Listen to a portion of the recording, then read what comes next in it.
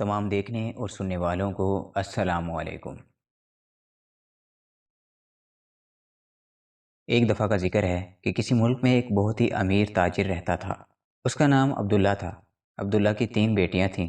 بڑی کا نام ماجدہ، منجلی کا نام ساجدہ، جبکہ سب سے چھوٹی کا نام حسینہ تھا۔ حسینہ صرف نام کی حسینہ نہ تھی، بلکہ اللہ تعالیٰ نے اس کو واقعی بے پناہ حسین بنایا تھا۔ یہی وجہ تھی کہ حسینہ کی باقی دونوں بہنیں اس سے بہت حسد کرتی تھیں۔ عبداللہ ایک روز تجارت کے سلسلے میں دوسرے ملک کے سفر کے لیے تیار ہوا تو اس نے اپنی تینوں بیٹیوں کو بلا کر پوچھا وہ اپنے لیے کیا تحائف منگوانا پسند کریں گی۔ ماجدہ بولی، ابو جان مجھے تو ہار پہننے کا شوق ہے، میرے لیے خوبصورت سونے کا ہار لے کر آنا۔ ساجدہ نے کہا، مجھے اچھے اچھے کپڑوں کا شوق ہے، میرے لیے خوبصورت ریشمی کپڑے لے کر آنا۔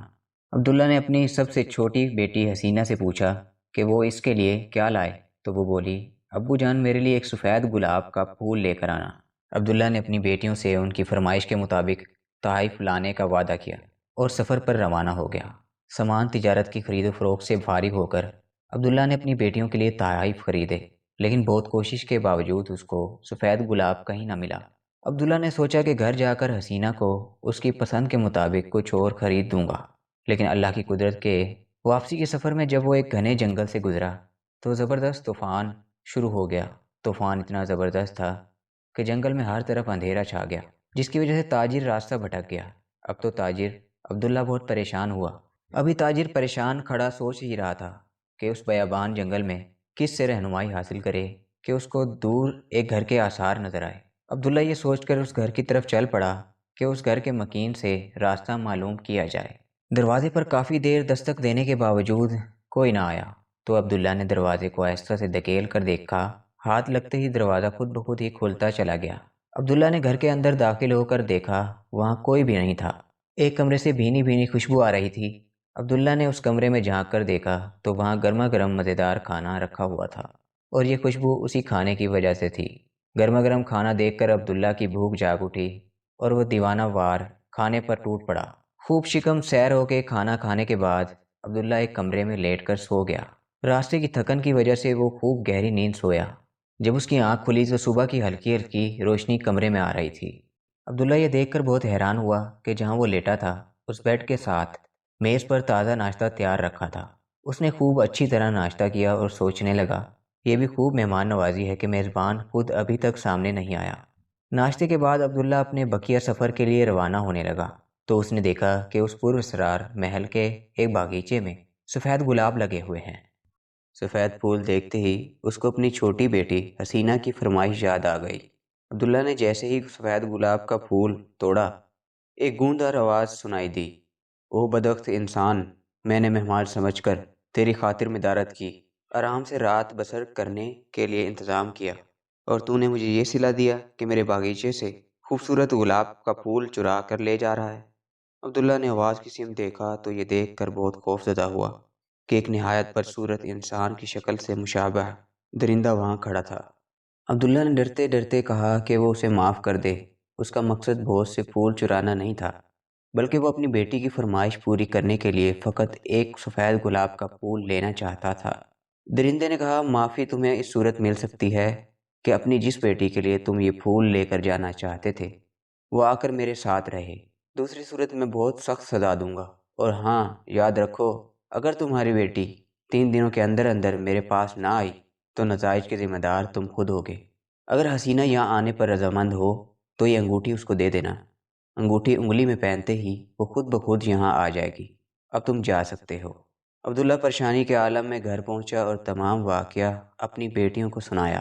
حسینہ بولی، ابو جان آپ وہ جادو کی انگوٹھی مجھے دے دیں، میں اس درندے کے پاس جاؤں گی۔ یہ سن کر عبداللہ کی آنکھوں میں آنسو آ گئے۔ اس نے کہا، بیٹی میرے کیے کی سزا تمہیں ملنے والی ہے، اگر چاہو تو تم جانے سے انکار کر دو۔ حسینہ نے خاموشی سے انگوٹھی لے کر انگلی میں پہن لی۔ پلک جھپکتے میں اس نے اپنے آپ کو ایک خوبصورت محل میں کھڑے پایا۔ چند لمحوں بعد درندہ اس کے سامنے تھا۔ اس نے حسینہ سے کہا، کیونکہ کھانے کا وقت ہے اور کھانا تیار ہے اس لیے پہلے چل کر کھانا کھا لیں۔ حسینہ کھانا کھا کر فارغ ہوئی تو درندہ اس کو کمرے میں لے گیا۔ اس کمرے کے دروازے پر لکھا تھا، حسینہ کا کمرہ۔ درندے نے کہا، یہ تمہارا کمرہ ہے، تم اس میں آرام کرو، بعد میں ہم باتیں کریں گے۔ حسینہ نے کمرے میں دیکھا، وہاں پر ضرورت کی ہر چیز موجود تھی۔ ایک دیوار پر انتہائی خوبصورت شیشہ لگا ہوا تھا جس پر لکھا تھا، دنیا میں کسی جگہ کا کوئی منظر دیکھنا ہو تو صرف خواہش ظاہر کر دیں، دکھا دوں گا۔ حسینہ نے خواہش کی کہ میں اپنے والد کو دیکھنا چاہتی ہوں۔ شیشے پر فوراً اس کے گھر کا منظر ابھر آیا۔ وہاں حسینہ کا باپ غمزدہ حالت میں بیٹھا ہوا تھا۔ چند دن گزرنے کے بعد درندے نے حسینہ سے پوچھا، بتاؤ میں تمہیں کیسا لگتا ہوں؟ کیا تم مجھ سے شادی کرو گی؟ اگرچہ حسینہ درندے سے خوفزدہ تھی لیکن پھر بھی سچ بولی، نہیں، تم بہت بدصورت ہو، میں تم سے شادی کے بارے میں سوچ بھی نہیں سکتی۔ حسینہ کا جواب سن کر درندہ غمگین ہو گیا اور اس نے ایک آہ بھری جس سے محل کے در و دیوار لرز اٹھے۔ اب تو درندے کا معمول بن گیا، وہ روزانہ حسینہ سے یہی سوال پوچھتا اور حسینہ ہر مرتبہ اسے انکار کر دیتی۔ کچھ عرصے بعد حسینہ نے جادو کے شیشے میں دیکھا کہ اس کا باپ بہت بیمار ہے۔ حسینہ نے درندے سے کہا، مجھے اپنے باپ کی تیمارداری کے لیے جانے دو۔ درندے نے کہا، ٹھیک ہے، تم چلی جاؤ اور انگوٹھی اپنے پاس ہی رکھو۔ اگر تم واپس آنا چاہو تو پہلے کی طرح انگوٹھی پہن لینا۔ حسینہ اپنے گھر آ گئی۔ اس کو دیکھ کر عبداللہ بہت خوش ہوا۔ حسینہ نے اپنے باپ کی خوب خدمت کی۔ جلد ہی عبداللہ ٹھیک ہو گیا۔ حسینہ نے جب اپنے باپ اور بہنوں کو بتایا کہ وہ واپس جائے گی تو اس کی بہنیں کہنے لگی، اتنی جلدی کیا ہے، کچھ دن بعد چلی جانا، کیونکہ حسینہ کی بہنیں اس سے حسد کی وجہ سے نہیں چاہتی تھی کہ وہ خوبصورت محل میں آرام دہ زندگی گزارے۔ ایک دن حسینہ نے خواب میں دیکھا کہ درندہ اپنے محل کے باغ میں مردہ پڑا ہے۔